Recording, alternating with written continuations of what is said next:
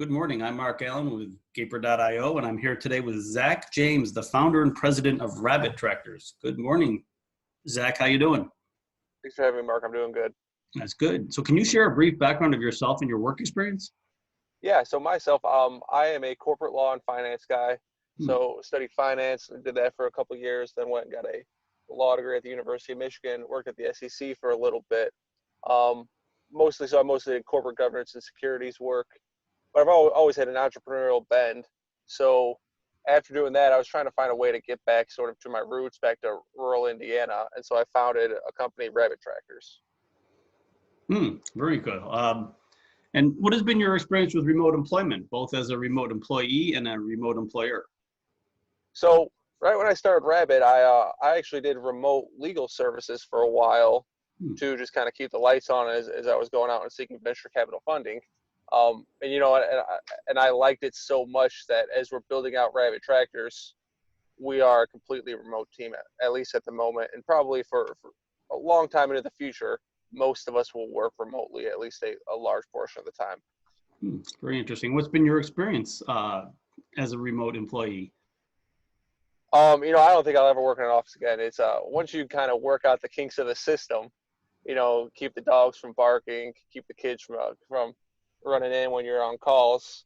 It's even just the increase in productivity and efficiency from not having to drive to work every day. It's kind of a game changer. And then the other thing I really like about it is the flexibility in your scheduling. Right, if it's Mhm. 2 p.m. on a Tuesday and I need to go do something, I can go do it. Yes, I know what you mean. Actually, I went to the grocery store this morning before this um, call. So, and what do you think is the future of remote employment, and what do you think could be done differently to make it better and more effective? So from the employer side, I think that the companies that are trying to embrace remote employment or remote work, they need to really completely embrace it. It's no longer a 9 to 5 lifestyle, right? Mm. A lot of the negative things you'll hear is that the 9 to 5 lifestyle is done. Like, right, the people are on their phones at 7 p.m. doing stuff, 8 p.m. doing stuff, uh, which it's not good if you're also working 9 to 5. But Mhm. what employers need to think about is that, okay, 1 till 2, I might not be in the office, or in the morning I might go to the grocery store, and that does not that's not a detriment to the employee. It doesn't make the employee worse of a person because they're not available for a Zoom call at 8 a.m. every day. So I think to really see it adopt and stick long term, employers just need to be a little more flexible in their understanding of work time, work hours. And I think you are seeing that in the current situation that employers have had to bend the rules a little bit for all of us. So, Yeah, I would say one of the big benefits, I guess one of the only benefits of this entire epidemic is that these companies are having to go to remote work 100% all immediately. There's no slow phasing into it. mhm. So that oversight that might come from people who are a little wary of remote work just is not possible in the current situation. It's just it'd be information overload for them. So what is the story behind Rabbit Tractors? What do you offer? Who do you help? And what's the journey been like? Yeah, so at our core, we're an autonomous tractor company. We build both autonomous navigation software as well as the tractor itself, the what we call a farm utility robot. Because the belief is that so the driver of or of a tractor, he only makes $13.50 an hour, and he's only a part-time worker.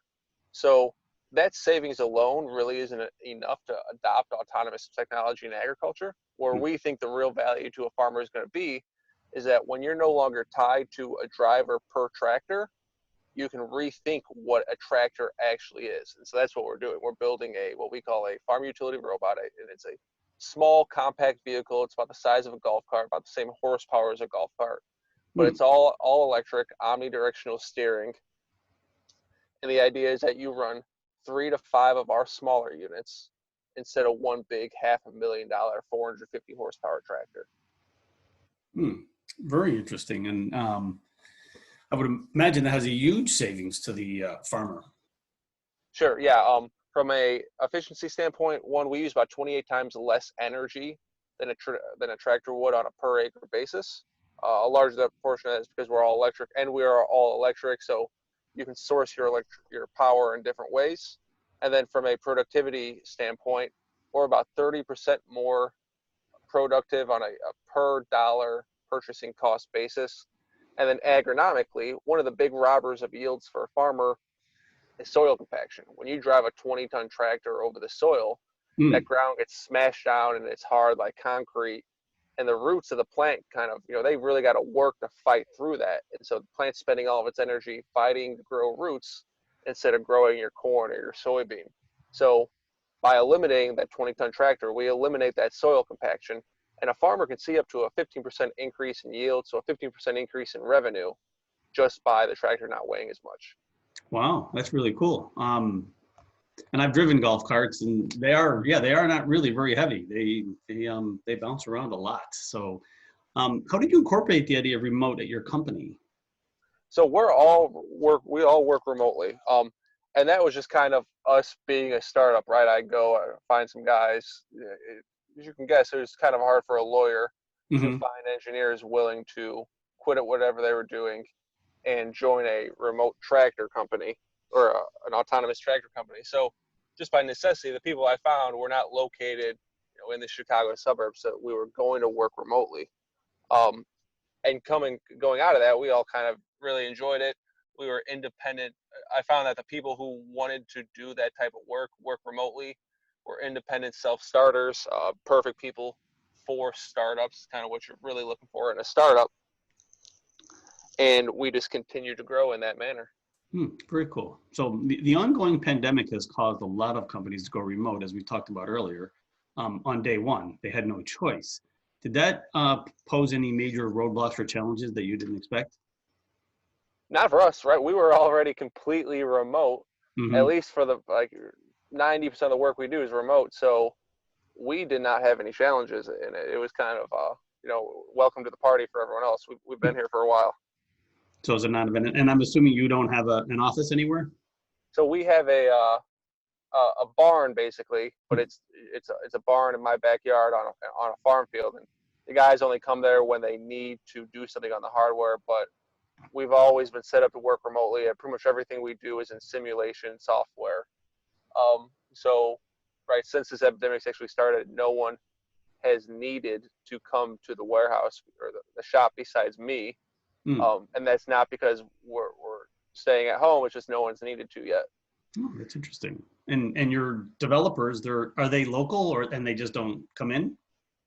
They're global. So we have a couple guys local in West Lafayette, which is about an hour and a half from me, and then some people out in Poland actually. Oh, cool. Very nice. So there are companies like Gaper that help develop, build, and scale products, especially for startups like yourself. How important do you think these setups are going to be going forward for someone like yourself who needs to hire the right person and needs to hire them quickly? Yeah, so the vetting process and sort of, I guess, seeing if someone fits in your corporate culture is probably the biggest challenge we've had, right? If you don't have an office that kind of exemplifies that corporate culture where people can kind of come and just observe and you can see how they interact with the other people, it's pretty hard to do that. It's pretty hard to remotely onboard someone.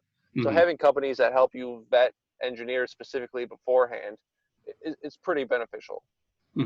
Yeah, and we're finding that ourselves. Well, Zach, thank you. I want to thank you for your time today. It's been very informative. It's actually a really cool idea. I've never even, thought about that, although I don't think about farming a lot. And I want to thank you again and have a great day. All right, thank you.